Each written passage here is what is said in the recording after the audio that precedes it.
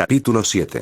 Cara a cara crucero superpesado clase Valiant de Lunsk Everest órbita lunar, planeta terrestre desconocido, sistema desconocido 29 de noviembre de 2540, 1:45 horas, calendario militar del Consejo de Seguridad de las Naciones Unidas, cuando John, 117 regresó al Everest, el ambiente fue tranquilo y sombrío. Ninguno de sus compañeros temporales dijo una palabra en todo el vuelo de regreso, y en cuanto desembarcó, se dirigió con calma al puente para hablar con el almirante Cole. Mentalmente, se preguntaba si la misión se consideraría un fracaso. Al parecer, obtuvieron información útil en tierra. Pero a costa de la vida de sus hombres. No había recibido informes de los demás, pero intuía que otros equipos corrían la misma suerte. Las bajas de los equipos sin comandos Spartan serían sin duda aún peores, y no quería pensar en ello. Pero lo hizo de todos modos, justo cuando repasaba todos los escenarios a los que se habría enfrentado su equipo. ¿Podría haber hecho algo diferente? John sabía que sin duda podría haberlo hecho, la más obvia era permanecer ocultos y no hacer nada. Si hubiera seguido las órdenes de Cole al pie de la letra, John sentía que todo su escuadrón habría sobrevivido, mientras que cientos de civiles inocentes habrían sido masacrados. Devorados vivos por lo que solo podían describirse como monstruos. Nadie, ni siquiera el Covenant, merecía eso, así que sabía que, moralmente hablando, intervenir era lo correcto. Quizás incluso podrían aprovechar su intervención en futuras negociaciones diplomáticas, mostrarla para demostrar que venían en son de paz. Pero John no sabía si era solo su subconsciente intentando justificar el riesgo innecesario al que sometió a su escuadrón o no, y apretó el puño en señal de autorrecriminación. Cuando finalmente entró en el puente, vio al almirante Cole de pie junto a la holomesa, con Aníbal proyectado a su lado. John saludó con firmeza, tanto por ser Cole su oficial superior como por ser una persona a la que respetaba inmensamente.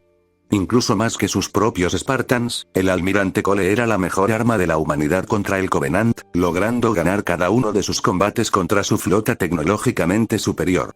Aunque a un alto precio, eso era algo que todo el Lunsk sabía muy bien. Tranquilo, jefe maestro, dijo Cole sin siquiera darse la vuelta. John obedeció y se irguió, permitiendo que Cole se girara y mirara su visor reflectante dorado. El rostro de Cole estaba cansado. El estrés de la situación actual se sumaba al acumulado durante años. Parecía cansado, y la compasión de John por él aumentó. Señor, estoy aquí para una sesión informativa en persona y para someterme a una acción disciplinaria, declaró John, y el almirante Cole arqueó una ceja. Entiendo lo primero, pero ¿por qué lo segundo?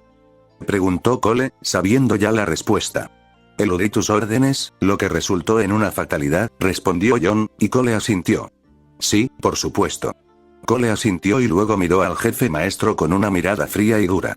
Estoy al tanto de lo que hiciste, Spartan. Tus órdenes eran ir al planeta, reconocer el terreno y luego informar de tus hallazgos sin ser vistos por los nativos. En cambio, tú y tu equipo decidieron intervenir en un ataque a una aldea nativa por parte de la fauna hostil del planeta. Un Ots murió por eso. Lo entiendo, señor, respondió John con seriedad, sintiendo ya el castigo que estaba a punto de infligirle. ¿Lo degradarían? ¿Lo despojarían del mando de los Spartan? En su opinión, ese sería el peor castigo que podrían imponerle, pero se mantuvo estoico mientras Cole respiraba hondo. Pero, a la luz de la situación, los dejaré a ti y a los otros equipos con una advertencia, reveló Cole, sorprendiendo al jefe maestro. Señor. No lo entiendo, admitió John. Desobedecí sus órdenes. Desobedeciste la letra de mis órdenes, no el espíritu, argumentó Cole. Estábamos monitoreando tu posición desde la órbita, y tu equipo tuvo mucho cuidado de no ser visto directamente por los nativos. Queda por ver si funcionó o no, pero aún así, ninguno de nosotros podría haber predicho que esos monstruos estarían ahí abajo, y mucho menos humanos. ¿Estamos seguros de que son humanos, señor? Preguntó John, y Aníbal asintió. Hemos secuenciado las muestras de ADN que usted y los otros equipos nos proporcionaron, respondió Aníbal. Incluso logramos obtener algunos cuerpos relativamente intactos. Los resultados preliminares han demostrado que, efectivamente, son humanos. Pasará otra hora hasta que lleguen los resultados finales, y entonces tendremos más respuestas. Con eso en mente, continuó Cole, es lógico que, al verlos en peligro, tú y los demás equipos intervinieran. Los entrenamos para proteger vidas humanas, y eso es exactamente lo que intentaron hacer. En cierto modo, es admirable. Aún así, no vuelvas a hacerlo, Spartan. La próxima vez, no seré tan indulgente. John guardó silencio una fracción de segundo y luego asintió. Entiendo. Gracias, señor. Cole asintió y luego regresó a su holomesa. Puedes retirarte. Descansa, Spartan. Tengo el presentimiento de que los próximos días serán bastante agitados. Por supuesto, dijo John, preparándose para darse la vuelta, pero se detuvo. Volvió a mirar hacia la oficina de su superior y preguntó. ¿Me permite una sugerencia, señor? ¿Sobre qué, jefe maestro? Preguntó Cole. Sobre el regreso a la superficie del planeta, aclaró John. Sabía que regresarían allí, y Cole también. Cuando el almirante asintió, John continuó. Esos monstruos de ahí abajo eran muy resistentes al fuego de armas pequeñas. Solo el fuego concentrado y la artillería pesada los afectaban. Cuando volvamos, unas pocas escuadras no serán suficientes para garantizar la seguridad. Estás recomendando un despliegue completo, declaró Cole, sabiendo exactamente a dónde quería llegar John. No del todo, respondió John con un leve movimiento de cabeza. Eso podría dar un mensaje equivocado. Pero recomendaría al menos 100 marines equipados con fusiles de asalto, armas pesadas y acompañados de amplio apoyo aéreo y armas montadas en Warthog. Los OTS también deberían estar preparados para una intervención rápida en cualquier momento. Cualquier otra cosa sería una invitación a una masacre. Cole asintió y tarareó, luego dijo. Agradezco el consejo, jefe maestro. Retírese. El suboficial mayor John, 117 saludó secamente, luego giró sobre sus talones y salió del puente. 29 de noviembre, 11:15 horas, calendario militar del Consejo de Seguridad de las Naciones Unidas, toda la nave estaba descongelada y despierta.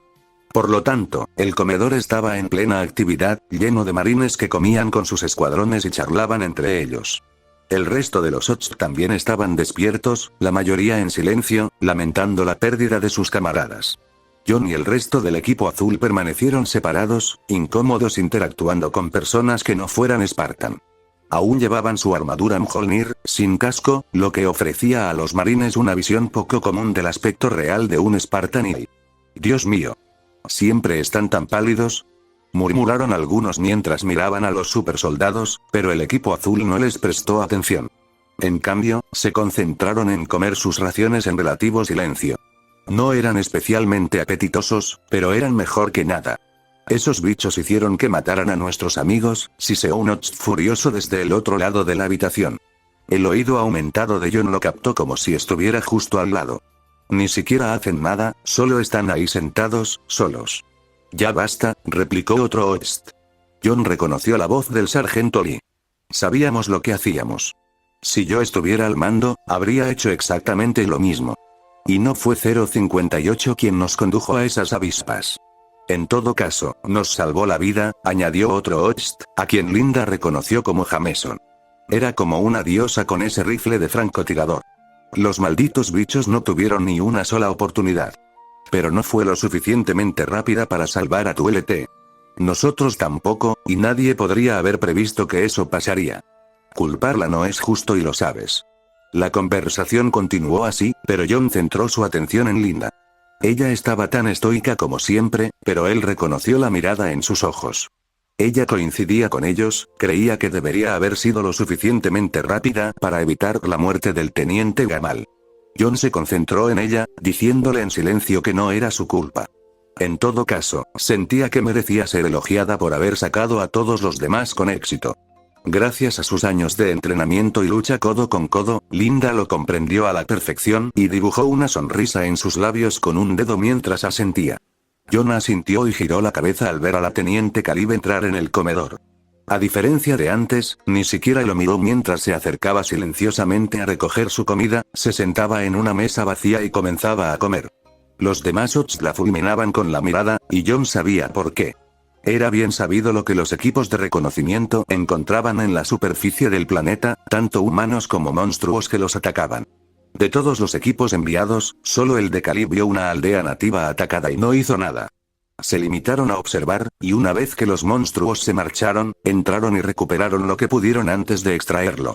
John ignoró los murmullos furiosos que los OTS le lanzaban, con palabras como cobarde y otros términos menos glamorosos, y se concentró en la mirada perdida que le lanzaba a la comida en lugar de comérsela.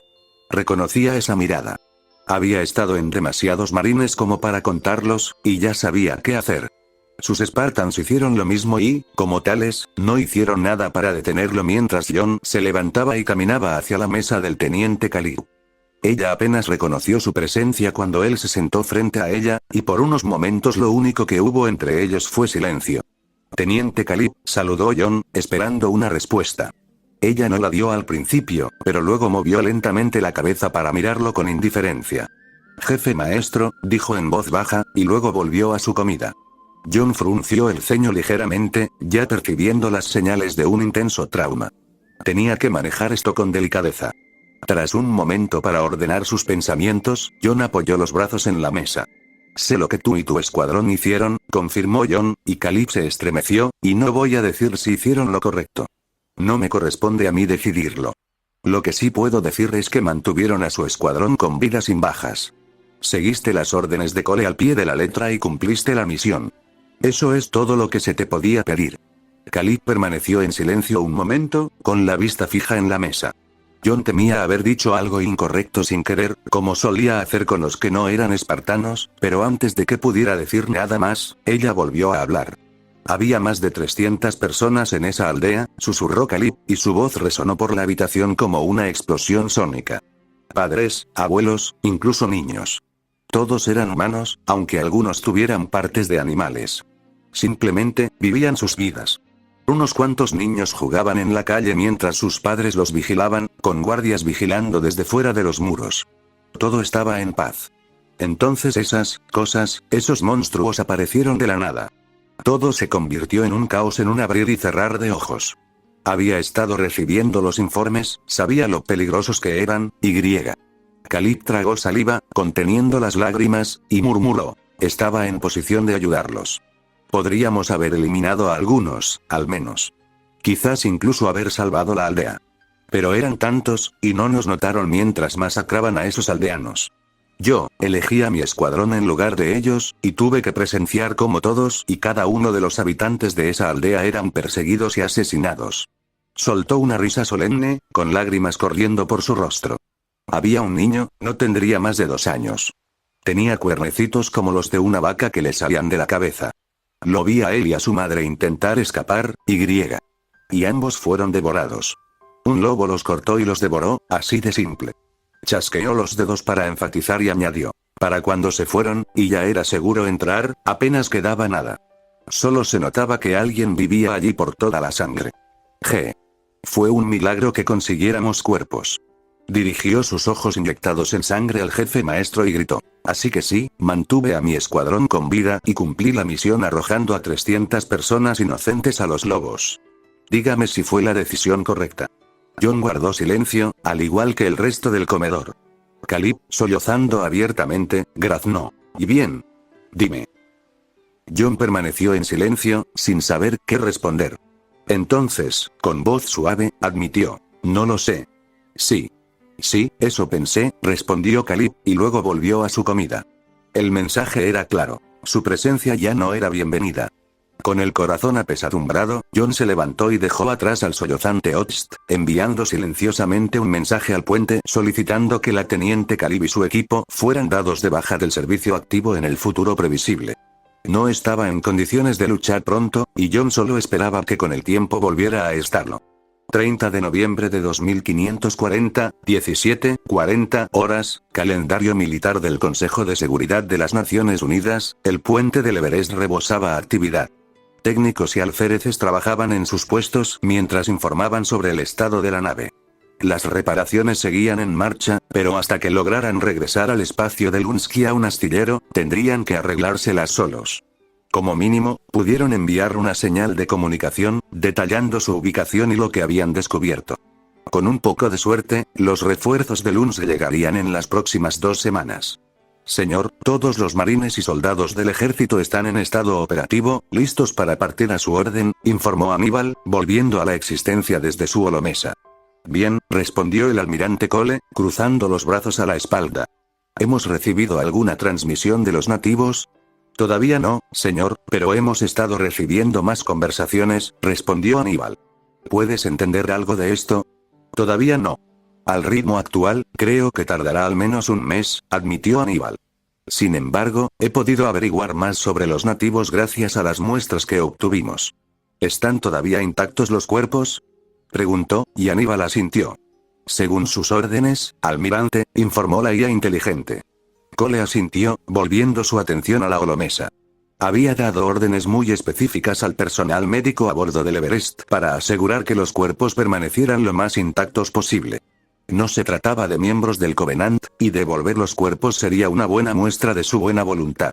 Al mismo tiempo, necesitaban saber más sobre estas personas, y los cuerpos recuperados brindaban la oportunidad perfecta para hacerlo.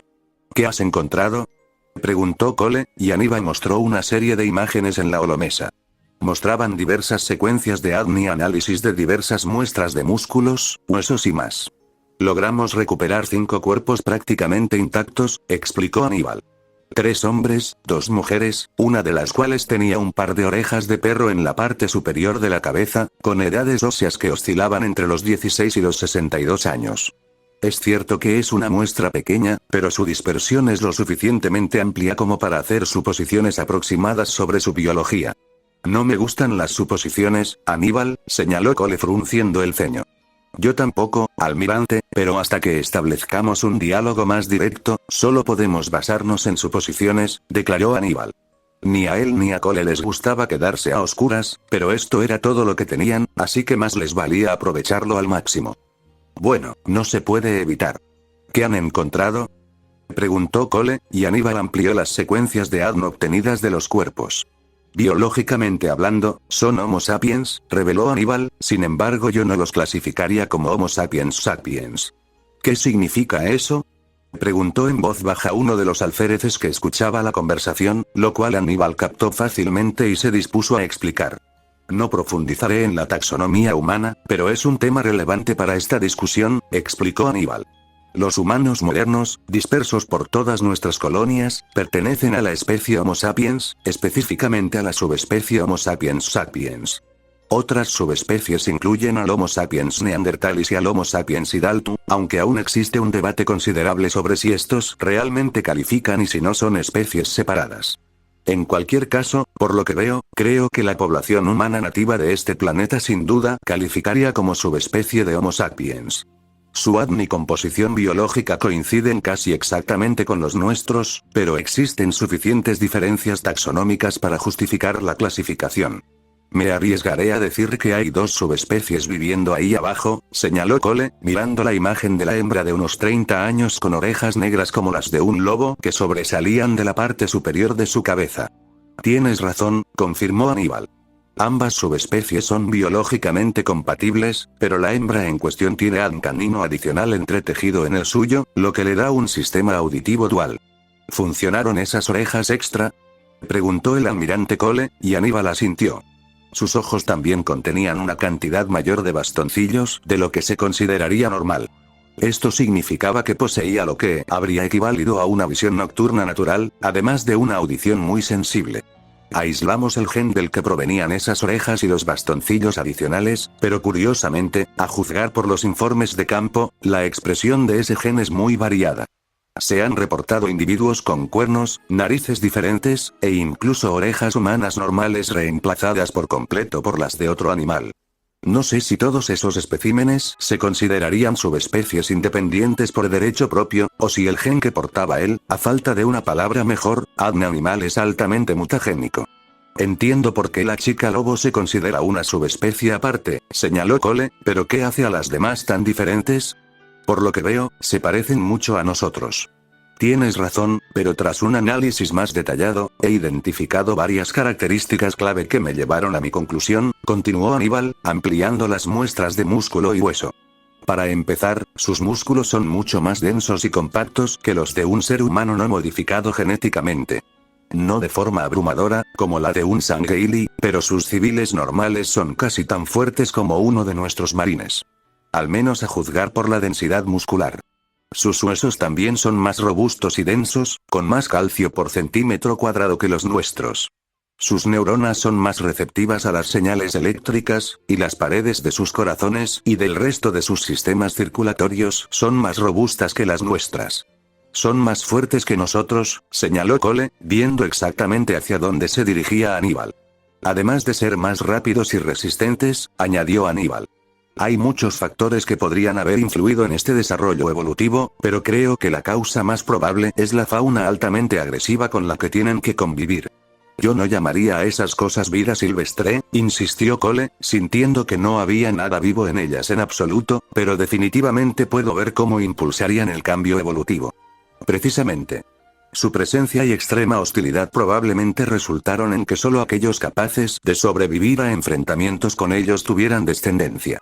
Si a eso le sumamos el tiempo a lo largo de incontables generaciones, eventualmente terminaremos con una subespecie separada.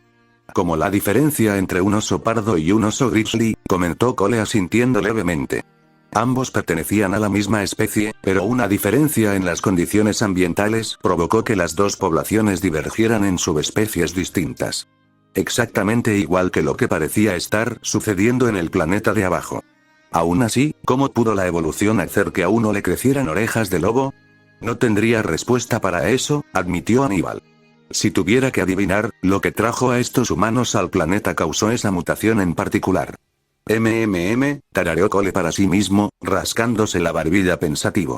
La ingeniería genética era ciertamente posible, y aunque el UNSC no había decidido injertar partes de animales en personas para ayudar a adaptarlas a nuevos entornos planetarios, tenían la capacidad de hacerlo. Alguien más podría haberlo hecho fácilmente. Por más que lo intentara, no entendía por qué, pero era algo que él y el resto de la humanidad se habían preguntado con frecuencia sobre las acciones de los extraterrestres durante la última década y media. Probablemente era mejor no cuestionarlo y, en cambio, preocuparse por qué hacer a continuación. Fue entonces cuando la estación de comunicaciones emitió un pitido, lo que hizo que Cole y todos los demás en el puente se fijaran en él. El alférez asignado ya estaba presionando las teclas correspondientes para activar la transmisión en pantalla. Parece que finalmente respondieron, señaló Cole. Parece un video, informó el alférez. Lo estoy subiendo ahora. Las imágenes que Aníbal había mostrado previamente fueron rápidamente reemplazadas por una sola ventana donde se mostraba el video. Mostraba imágenes tomadas desde un vehículo aéreo mientras sobrevolaba una tundra nevada, que Cole reconoció de inmediato como perteneciente al continente Beta. Para su disgusto, vio el lugar del accidente del Pelican Hamlet 559. Estaba completamente destrozado, con su blindaje de titanio brutalmente destrozado. Solo una neblina negra que se disipaba, proveniente de la nave espacial derribada, le indicó la causa del daño. Armas y cuerpos estaban esparcidos por todo el lugar del accidente, junto con abundante sangre. Cuando la aeronave aterrizó y los soldados desembarcaron, Cole comprendió al instante lo que estaba sucediendo. Recuperaron el lugar del accidente, declaró Cole mientras observaba a los soldados y a lo que parecían ser científicos reunir diversas piezas del equipo del UNSC. Aunque sabía que la ONI no estaría contenta con este suceso, y una parte de él tampoco, tenía que ser pragmático. Claro que habrían investigado. De no ser así, se habría preguntado qué les pasaba. Al mismo tiempo, la atención de Cole se centró en un hombre entre los nativos que destacaba entre la multitud. En lugar de llevar armadura, como habría esperado, o incluso ropa de invierno, vestía una sencilla camisa gris con pantalones negros, algunos anillos en los dedos y una ligera barba incipiente. Desaliñado era probablemente la mejor palabra que podía usar para describirlo, pero Cole no entendía cómo era capaz de soportar el frío sin la protección adecuada. ¿Se le escapaba algo? ¿Qué lleva en la espalda? Si no lo supiera, diría que es la mitad de una espada, preguntó otro alférez, que también veía el vídeo, mientras el hombre desaliñado se unía a un grupo de nativos reunidos alrededor del cuerpo de un Ost. Mientras los demás nativos eran más cautelosos, este hombre optó por quitarse el casco para comprobar con sus propios ojos el aspecto del Ost, y al igual que ellos, los nativos quedaron visiblemente sorprendidos de que el Ost fuera humano. Al menos eso es algo que tenemos en común, comentó Cole mientras los soldados e investigadores se preparaban para recuperar cuidadosamente el cuerpo y llevarlo a la aeronave más cercana, de las cuales había varias. El hombre desaliñado, a quien Cole empezó a asumir que era algún especialista entre sus filas, se acercó a un gran montículo rocoso en el centro del lugar del accidente. Se detuvo a inspeccionar algo enterrado en la nieve, desplegó el arma en su espalda y reveló que era una espada que luego clavó en la nieve. ¿Por qué harían una espada plegable? Preguntó Cole, sin dirigirse a nadie en particular, pensando que quizás esos monstruos los habían llevado una vez más por un camino diferente al suyo. Frunció aún más el ceño mientras el hombre limpiaba la nieve para revelar un Ocht enterrado. Recordó una vez más cómo su decisión de enviar gente allí resultó en la muerte de hombres y mujeres buenos. Vidas que no debían ser arrebatadas. Cole estuvo a punto de cerrar los ojos y suspirar mientras el hombre desaliñado se levantaba y se preparaba para llamar a sus camaradas, pero se detuvo al notar que algo, también enterrado en la nieve, se movía.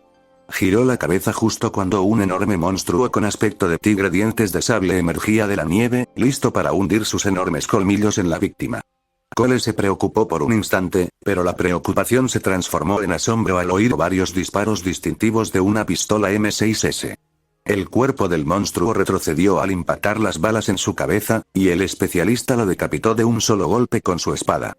No, puede ser, murmuró Cole asombrado mientras él y todos los demás, incluido el especialista nativo, dirigían su atención hacia el Ocht enterrado, quien milagrosamente estaba vivo y apuntaba con una pistola hacia el monstruo que se evaporaba.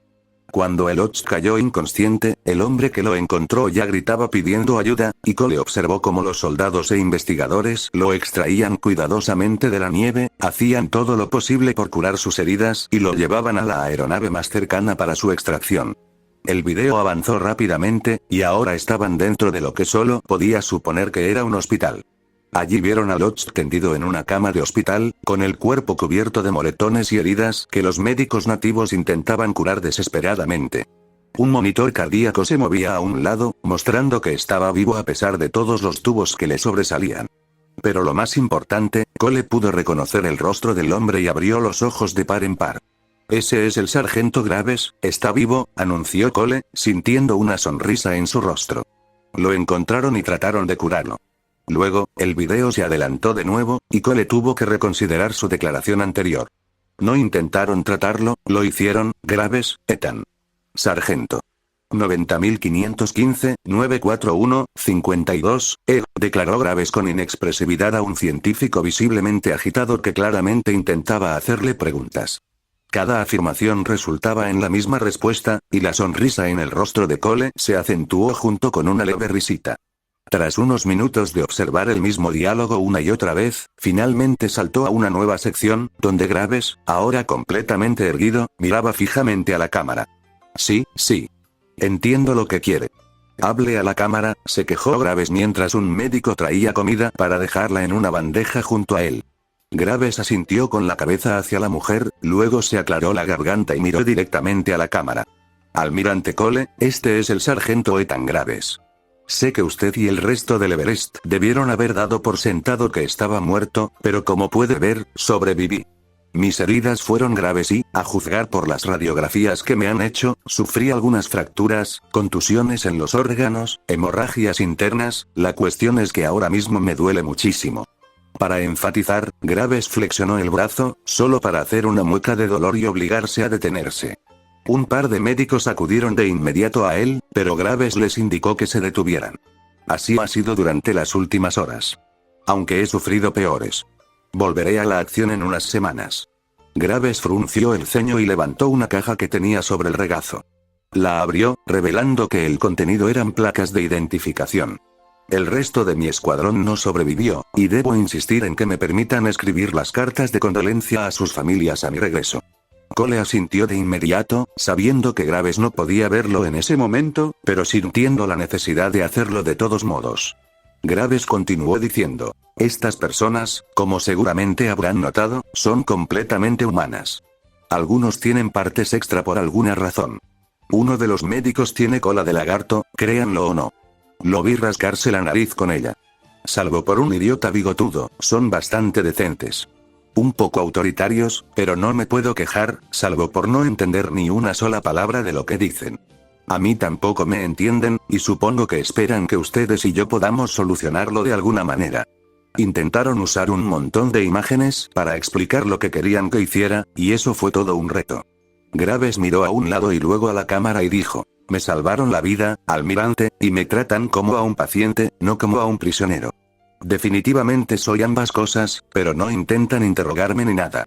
Y no se preocupe, no les revelaré nada si lo intentan. No sé cuándo enviarán esto, pero cuando lo reciba, me ofrezco como intermediario para desarrollar una forma de comunicarnos. Lograron recuperar un casco OTS funcional, con el que Aníbal debería poder interactuar desde el Everest. Graves levantó el casco en cuestión y lo volvió a dejar sobre una mesa cercana. Espero tu respuesta. Graves, fuera. El video terminó y el puente quedó en silencio mientras todos dirigían su atención al almirante Cole. Este se obligó a mantener la calma y la compostura, y luego cruzó los brazos tras la espalda. Aníbal, usa ese casco y haz que hablemos de nuevo con nuestro soldado, ordenó, dándose la vuelta para salir del puente. Sí, almirante, respondió Aníbal. ¿Qué hará? Creo que este anuncio debe entregarse a los OTS en persona, explicó Cole, sin detenerse mientras pasaba junto a las puertas automáticas que se abrían y cerraban detrás de él.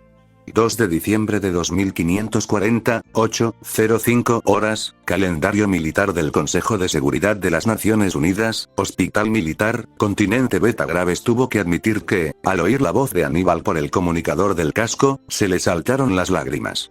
Sin embargo, mantuvo su profesionalidad y se concentró en la tarea. Ahora que estaba de nuevo en contacto con sus superiores y el UNSC, su descanso y recuperación había terminado oficialmente. Cole le había dado órdenes específicas de ayudar a los nativos a desarrollar una forma de comunicarse, asegurándose de que no se compartiera información confidencial. Eso significaba que sería escueto en detalles, especialmente sobre la ubicación de la Tierra y todas sus colonias. Ya iba a hacerlo, pero después de que Cole diera la orden, iba a ser extremadamente cuidadoso en seguirla al pie de la letra. Lo último que quería era violar el protocolo Cole, sirviendo al hombre que lo creó. Sería una mancha en su historial, como mínimo. También recibió órdenes específicas de no mencionar al Covenant en ese momento. Graves estuvo de acuerdo sin reservas con eso. Intentar hablarles de un grupo de extraterrestres genocidas que desearían eliminarlos de la existencia solo por ser humanos no sería lo mejor que se pudiera revelar durante el primer contacto.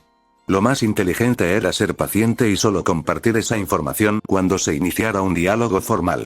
Después de eso, no tenía ni idea de qué sucedería. Los pensamientos de Graves se interrumpieron cuando la puerta se abrió de nuevo y el civil de pelo blanco con el que había estado hablando los últimos días regresó. En sus manos había otro plato de comida, que Graves tomó con entusiasmo y comenzó a comer. Tengo que decir, dijo después de tragar un bocado de sándwich y un trago de agua, que esta comida es mejor que cualquier hambre cualquier día de la semana. El civil, a quien Graves había empezado a llamar el oficial, no entendía ni una palabra, pero aún así se daba cuenta de que bromeaba. Sonrió y negó con la cabeza, y luego dijo algo que Graves no pudo fingir entender. Durante los siguientes minutos, el oficial esperó pacientemente a que el OTS terminara de comer, y una vez que terminó, colocó el plato, ahora vacío, en una mesa contigua y se incorporó para mirarlo a los ojos. Su homólogo asintió y le ofreció un papel y un bolígrafo, que Graves tomó de inmediato. Luego giró el casco hacia el oficial y hacia sí mismo, activando la cámara integrada para que el Everest pudiera observar y escuchar. Hasta que encontraran la manera de comunicarse mediante palabras, usar imágenes sería la mejor opción. Al principio, resultó difícil. A pesar de sus similitudes como personas, sus idiomas eran completamente diferentes. Tenían alfabeto y sistema de escritura, pero era tan distinto al que él estaba acostumbrado que le resultaba imposible entender lo que decían. Entonces surgió la idea de dibujar imágenes, y aunque funcionaba, el progreso era lento. Demasiado lento, en su opinión, pero con eso tenía que trabajar. Sin embargo, había algo que estaba resultando ser una gran ventaja para la traducción. Resultó que este planeta no solo tenía humanos, sino también muchos de los mismos animales nativos de la Tierra. Perro, dijo Graves mientras el funcionario mostraba la foto de un pequeño canino, que se parecía mucho a un corgi. Deletreó la palabra, que el funcionario tomó y leyó. Perro, repitió lentamente el funcionario mientras señalaba la imagen, y Graves asintió. Él asintió de vuelta, luego señaló a Graves y dijo, humano. Sí, humano. Como tú, respondió Graves.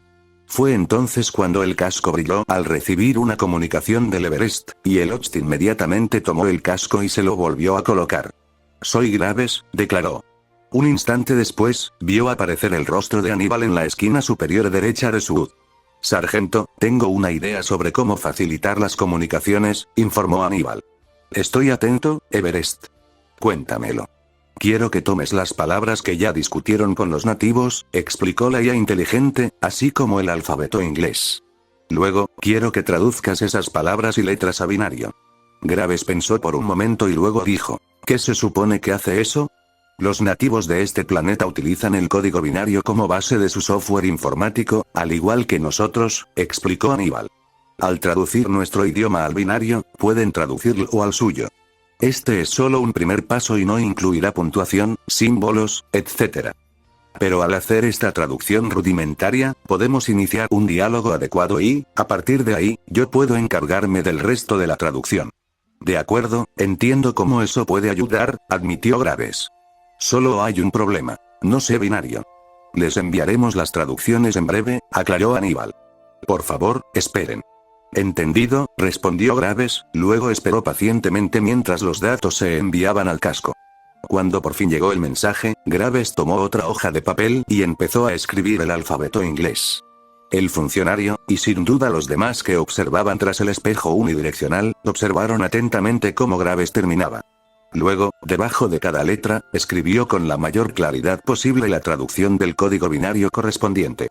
Ya habían logrado traducir los números que usaban, y agradeció a su buena suerte que usaran un sistema de numeración de base 10 como el que usaban. Eso facilitaría mucho las cosas.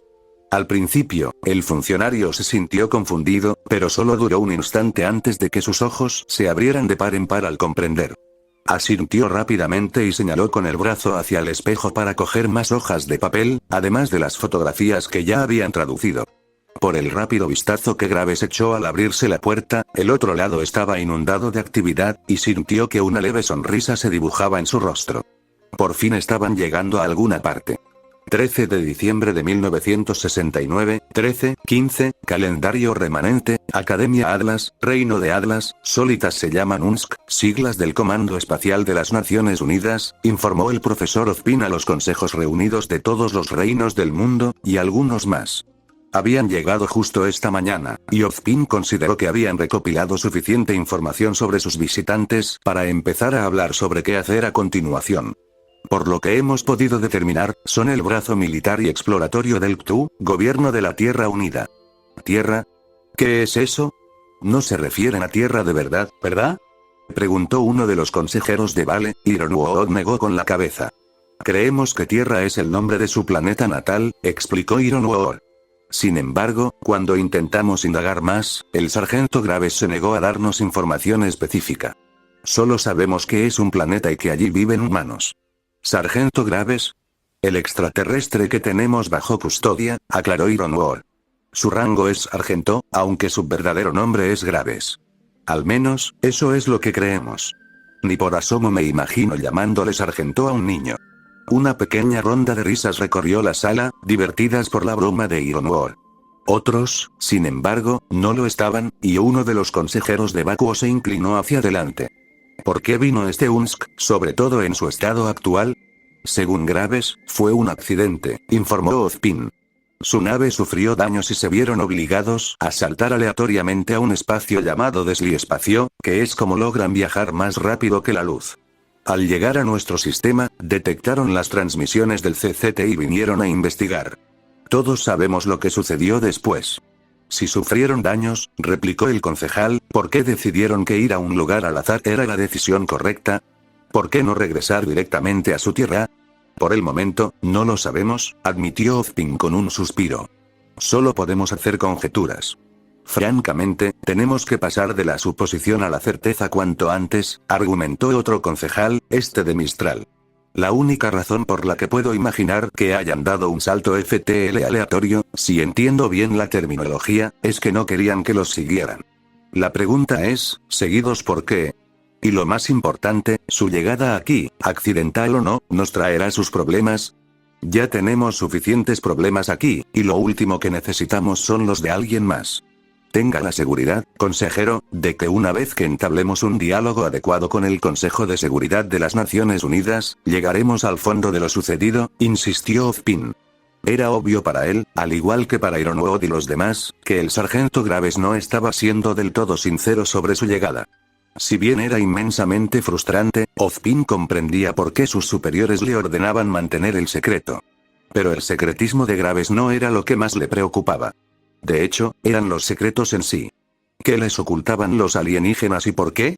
Por el bien de todos en Remnant, necesitaban saberlo cuanto antes sin poner en peligro el evento más importante de la historia de Remnant. Continuando, interrumpió Pietro Polendina, ajustándose las gafas y atrayendo la atención de todos hacia él. El capitán de su barco ha solicitado una reunión cara a cara aquí en Remnant. Espléndido, dijo Leonardo Lionheart con una sonrisa. Eso facilitará mucho las cosas. Dijeron dónde querían reunirse. ¿Y cómo vamos a hablar con ellos? Preguntó un concejal de Vacuo. Mi equipo y yo estamos modificando una unidad hada para que funcione como traductor. Un prototipo debería estar listo en unos días, explicó Pietro. En cuanto al lugar, nos están permitiendo elegirlo. Parece que quieren ser lo más respetuosos posible. Sin embargo, solicitaron que se les permitiera llevar una escolta armada. Una petición que acepté, dijo Iron War. ¿Estás dispuesto a dejar que un ejército extraterrestre aterrice en nuestro planeta? Preguntó uno de los consejeros de Atlas, arqueando una ceja. Perdóname, James, pero no pensé que estarías de acuerdo. Normalmente, no lo haría, admitió Iron War, pero dado lo desastrosos que fueron sus enfrentamientos con los Grimm, el profesor Ozpin y yo pensamos que se podía hacer una excepción. Sin embargo, insistimos en traer fuerzas propias, incluyendo algunos cruceros atlesianos para garantizar la seguridad. Aceptaron la petición, y ahora solo necesitamos una fecha y un lugar. ¿Podríamos siquiera detenerlos si quisiéramos? Preguntó alguien, y la sala quedó en silencio.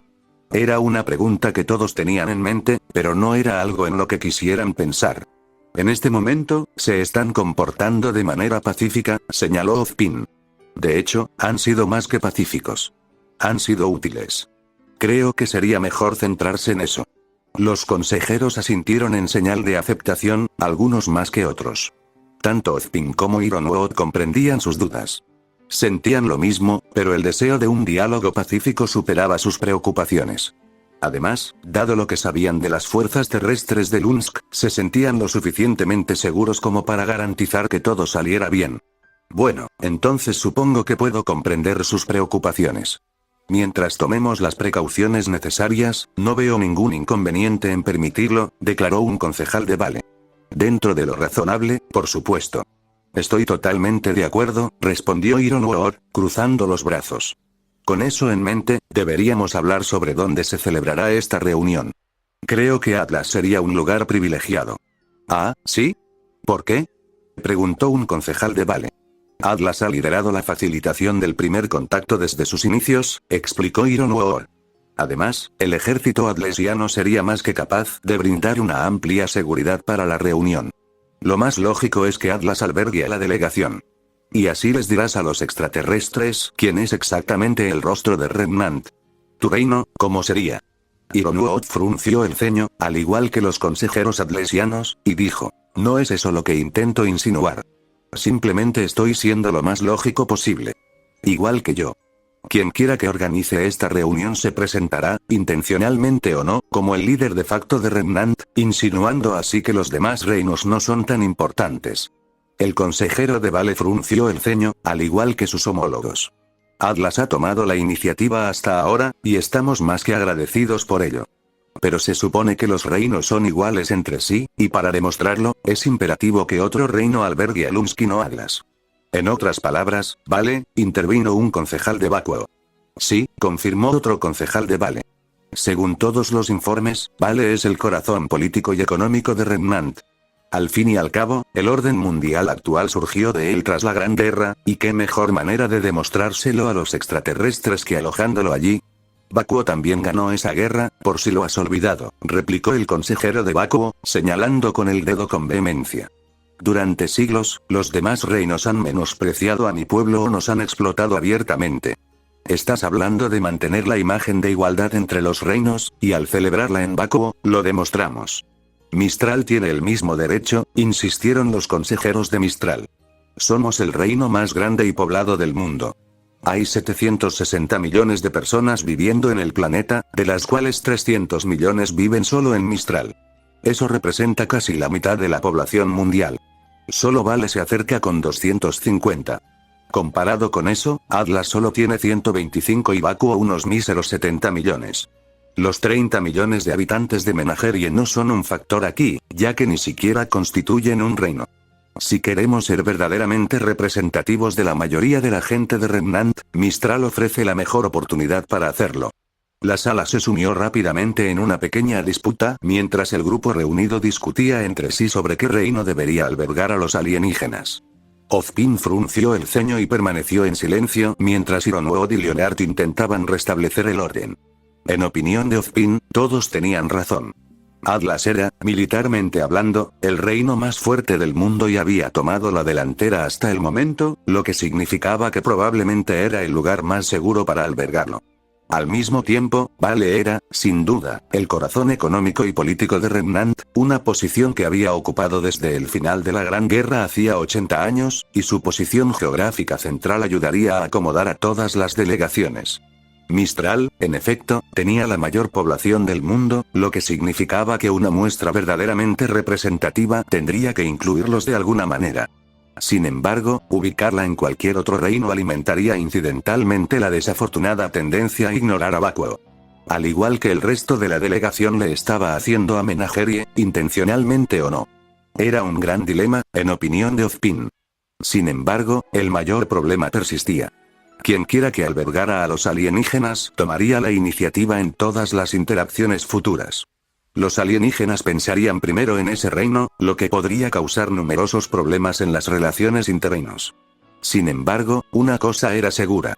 Tenían que mostrar un frente unido contra el Consejo de Seguridad de las Naciones Unidas, demostrar que cualquier intento de dividirlos fracasaría. No es que creyera que los alienígenas lo hicieran, pero aún así creía que era necesario ser cautelosos. Fue entonces cuando Ozpin miró por la ventana y vio el Coliseo Amity, flotando justo afuera de los muros de Manile. Había permanecido en Atlas para mantenimiento y reparaciones tras el Festival Vital del año anterior, un evento bienal destinado a celebrar el fin de la Gran Guerra y todas las contribuciones de los 4 reinos a Remnant. Aunque las reparaciones se habían detenido temporalmente debido a los recientes acontecimientos, al año siguiente seguía en camino para ser trasladado a Vacuo, y 2 años más tarde llegaría a Vale, seguido de Mistral. Lentamente, una idea se formó en su cabeza y golpeó el suelo con su bastón. Todos dejaron de discutir y se dirigieron al director de la Academia Beacon, quien se aclaró la garganta. Creo tener una solución a nuestro dilema actual, reveló Ozpin. Una forma de mostrar un frente unido ante el Consejo de Seguridad de las Naciones Unidas, demostrando que Atlas, Mistral, Vale y Vacuo están en igualdad de condiciones, sin que ninguna de ellas sea superior. Hizo un gesto suave con el brazo hacia el Coliseo Amity, y la atención de todos se desvió lentamente hacia él. Al principio estaban confundidos, luego abrieron los ojos de par en par al comprender. Por supuesto, Coliseo de la Amistad, exclamó Pietro. Es propiedad de los 4 reinos por igual, y se puede defender fácilmente. ¿Pero a dónde lo moveremos?, preguntó Ironwood, arqueando una ceja. No discuto la idea, pero sí me pregunto dónde lo colocaremos. Simplemente ubicarlo sobre el océano no es buena idea. Estaríamos rodeados por todos lados si las cosas salen terriblemente mal. Ozpin asintió, pero ya tenía una respuesta. La Isla Vital es un lugar privilegiado en mi opinión. Fue donde terminó la Gran Guerra, y no se me ocurre un lugar mejor para nuestro primer encuentro cara a cara con una raza alienígena. Sin embargo, Vale reclama Vital, señaló Vacuo. En efecto, pero la reunión no tendrá lugar en Vital, insistió Ozpin. En su lugar, Vital se usará como plataforma para garantizar que la delegación cuente con la protección adecuada de todas las partes. De ser necesario, incluso podríamos redactar una declaración que declare que Vital es propiedad conjunta de los 4 reinos durante las conversaciones.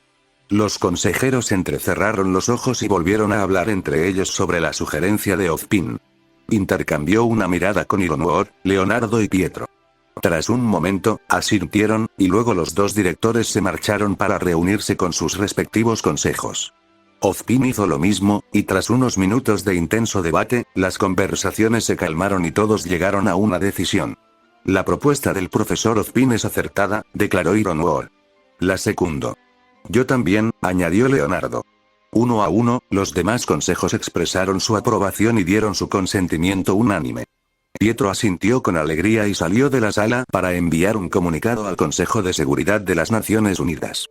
15 de diciembre de 1969, 6:30 am, calendario remanente, ubicación desconocida. Durante las últimas semanas, la vida en el castillo había sido tensa. Incluso más de lo habitual. La llegada de los alienígenas humanos había trastocado sus planes por completo, y una parte de él se preguntaba si podrían recuperarse. Pero su ama, como mínimo, era adaptable. Tras recuperarse del shock, los había enviado a obtener la mayor información posible sobre los recién llegados y los planes de los reinos. Señora, un hombre corpulento, de barba corta y negra, y un abrigo verde oscuro con ribetes negros, informó. Los reinos están trasladando el Coliseo Amity a la isla Vital. Planean reunirse con los extraterrestres allí en los próximos días. ¿De verdad? Respondió su maestra, colocando sus pálidas manos frente a ella mientras se sentaba en su trono de piedra negra. ¿Has podido determinar qué fuerzas se están movilizando, Azel? La mayor parte de la seguridad proviene de Atlas, respondió Azel Reinhardt, cruzando los brazos peludos, incluyendo 3 cruceros atlesianos y 300 soldados con apoyo mecanizado. Una docena de cazadores y cazadoras de cada reino también participan para garantizar la seguridad, señora. La maestra de Azel asintió, juntó los dedos y dijo, los reinos se lo están tomando muy en serio. Serían unos tontos si no lo hicieran. ¿Qué hacemos, señora? Preguntó Azel. Su ama lo miró fríamente con sus ojos oscuros, y ella se levantó de su trono y avanzó con paso decidido. Su vestido negro se extendía sobre el suelo de piedra y se detuvo ante una ventana que daba al desolado páramo, lleno de Grimm, donde ella y su círculo más íntimo residían. Se llevó la mano a la barbilla y contempló la luna poniente, luego comenzó a hablar. Azel, quiero que tú y Aki investiguen la reunión, ordenó. Los acontecimientos que allí ocurran marcarán el curso del mundo, y debemos saber cuál será ese curso. Seamos claras. No deben armar un escándalo. Esto no es un asesinato ni un sabotaje. Solo deben espiar la reunión e informarme, nada más. No sabemos lo suficiente sobre este UNS como para actuar abiertamente contra él, todavía no. Claro, mi gloriosa, radiante y efervescente dama. Respondió Akifel, pasando sus dedos temblorosos por el ala de su sombrero. En contraste con la ropa sencilla y los colores discretos de Azel, que apenas distraían de su figura imponente, su autodenominada compañera de esbirro era realmente extravagante. Desde su llamativa túnica a cuadros verde, plateado y caqui, hasta las estrellas fugaces tatuadas bajo sus ojos, y el sombrero de copa eclécticamente decorado que adornaba con elegancia su cabello rojo neón. Entonces preguntó, ¿y si vemos una oportunidad que podamos aprovechar? Entonces asegúrate de que no te pillen, declaró, girándose para mirar a la mujer directamente. No te preocupes, tengo toda la intención de interrumpir esta reunión. Ya estoy reuniendo una pequeña horda para lanzarla contra ellos y que puedas observar su reacción. Si decides actuar y te pillan, asumirás las consecuencias y no dejarás rastro que demuestre tu lealtad hacia mí. ¿Entiendo? Como para enfatizar, toda la habitación pareció oscurecerse. Las velas se atenuaron y la luz tenue se desvaneció de las ventanas de cristal, y tanto Azel como Aki sintieron un terror gélido que les robó el aliento durante unos instantes aterradores. Luego, la sensación cesó, y tras recuperar su orientación, Azel y Aki asintieron. Sí, Lady Salem, dijo Azel con una cortés reverencia. Aki ofreció una exhibición más extravagante, sosteniendo su sombrero contra el pecho con la mano derecha mientras hacía una reverencia y extendía el brazo izquierdo a un lado. Miró a Salem con una sonrisa ligeramente frenética, y Salem la observó con frialdad antes de darse la vuelta y despedirlos. Ambos agentes se pusieron de pie, dieron la vuelta y salieron del castillo justo cuando Salem volvía a sentarse en su trono, observando con ojo calculador cómo se marchaban sus subordinados. Está bien, Ozpin, se dijo a sí misma en voz baja, veamos cuál será el siguiente movimiento.